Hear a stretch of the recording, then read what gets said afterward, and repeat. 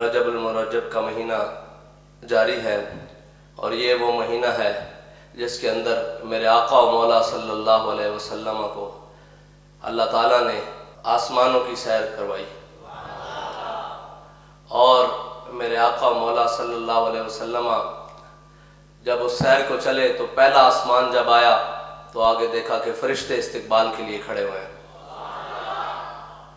اور انبیاء استقبال کے لیے کھڑے ہوئے ہیں۔ سوال یہ پیدا ہوتا ہے کہ کیا فرشتوں کی رفتار میرے آقا و مولا سے زیادہ تھی کہ وہ پہلے وہاں پہنچے ہوئے تھے؟ نہیں، ان کی رفتار زیادہ نہیں تھی، بلکہ وہ استقبال کے لیے پہلے میرے اللہ نے حکم دیا کہ میرا محبوب آ رہا ہے، استقبال کرو۔ اور دوسری بات یہ ہے کہ میرے آقا و مولا اپنی رفتار سے نہیں گئے بلکہ براق کی رفتار سے گئے ہیں، اور اگر میرے آقا و مولا اپنی رفتار سے جاتے تو پھر کس کی مجال کہ کوئی آپ سے پہلے پہنچ سکتا وہاں تک۔ وہ کہا نا کہ جبرائیل امین رہ گئے راہ میں، عرش اعلیٰ پہ پہنچا ہمارا نبی۔ جہاں پہ فرشتوں کے پر جل رہے ہوں اور میرے آقا مولا نے جب سدرۃ المنتہا پر پہنچ کے کہا کہ چلیے جبریل آگے چلیے، آپ نے جیسا کہا میں ویسے وہاں چلتا رہا، اب چلیے آگے۔ جبریل امی عرض کرنے لگے اگر یکسر موے برتر پرم فروغ تجلا بسوزت پرم، میں اگر جبریل اب ایک بال برابر بھی آگے بڑھے تو اللہ کے نور سے جل کر خاک ہو جائے گا۔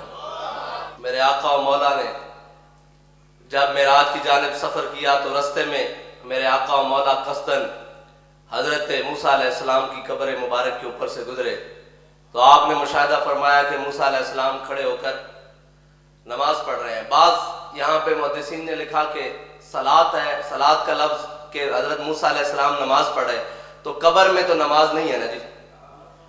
تو پھر مفتی احمد یار خان نعیمی صاحب نے لکھا کہ حضرت موسیٰ علیہ السلام نماز نہیں پڑھ رہے بلکہ قرآن میں ان اللہ و ملائکتہ یصلون علی النبی، یصلون سے معنی مراد یہ بھی ہے کہ وہ میرے آقا و مولا صلی اللہ علیہ وسلم پر کھڑے ہو کر درود السلام پڑھ رہے ہیں۔ میرے آقا و مولا جب عرش اولا کی جانب بڑھے تو رستے میں میرے آقا و مولا کو جو مشاہدات کروائے گئے اپنی امت کے بارے میں، میرے آقا و مولا جب آگے بڑھے تو دیکھا کہ کچھ لوگ جن کے پاس ہانڈیوں میں پکا ہوا گوشت ہے اور دوسری جانب اس کے ساتھ بدبودار اور کچا گوشت بھی ہے، تو وہ لوگ ہانڈیوں میں پکا ہوا صاف ستھرا گوشت چھوڑ کر بدبودار گوشت کو کھاتے ہیں، پھر دوبارہ وہ گوشت ہانڈیوں میں آ جاتا ہے، پھر وہی صاف ستھرا گوشت بھی ان کے سامنے ہوتا ہے اور پھر وہ بدبودار گوشت کی طرف بڑھتے ہیں اور وہ کھانا شروع کر دیتے ہیں۔ میرے آقا مولا نے فرمایا جبریل امین یہ کون لوگ ہیں؟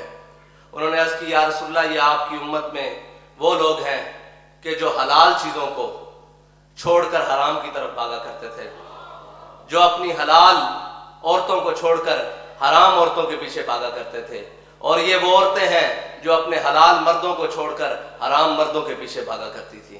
یہ ہے پہلا وہ میرے آقا و مولا کو جو مشاہدہ کرایا گیا زانیوں کے بارے میں۔ میرے آقا و مولا صلی اللہ علیہ وسلم آگے بڑھے، میرے آقا و مولا صلی اللہ علیہ وسلم نے دیکھا کہ جگہ ہے وہاں پہ پتھروں کے درمیان سر رکھ کر اوپر سے پتھر مارا جاتا ہے، پھر وہ سر درست ہو جاتا ہے، پھر پتھر مارا جاتا ہے، پھر وہ سر درست ہو جاتے ہیں، پھر پتھر مارے جاتے ہیں۔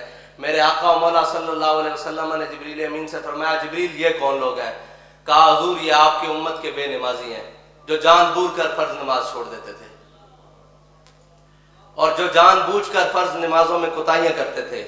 میرے آقا و مولا صلی اللہ علیہ وسلم جب آگے چلے تو آگے جو دیکھا کہ ایسے لوگوں پر گزر ہوا جن کی زبانوں اور ہونٹوں کو لوہے کی کینچیوں سے کاٹا جا رہا تھا، جن کی زبانوں اور ہونٹوں کو لوہے کی کینچیوں سے، جہنم کے لوہے کی کینچیوں سے کاٹا جا رہا تھا۔ تو وہ جب کاٹ لیا جاتا کچھ وقت گزرتا پھر وہ دوبارہ اپنی حالت پر آ جاتے، پھر کاٹ دیا جاتا پھر اپنی حالت پر آ جاتے، پھر کاٹ دیا جاتا پھر اپنی حالت پر آ جاتے۔ میرے آقا و مولا صلی اللہ علیہ وسلم نے حضرت جبریل امین سے فرمایا اے جبریل یہ کون لوگ ہیں؟ انہوں نے عرض کی یا رسول اللہ یہ آپ کی امت کے وہ وائز ہیں جو کہا تو کچھ اور کرتے تھے لیکن اس پر عمل نہیں کرتے تھے۔ اللہ اکبر۔ لوگوں کو تو یہ کہتے تھے کہ نماز پڑھو لیکن خود نماز نہیں پڑھتے تھے، لوگوں کو تو یہ کہتے تھے کہ صالح اعمال کرو لیکن خود عمل صالح کی طرف نہیں جاتے تھے.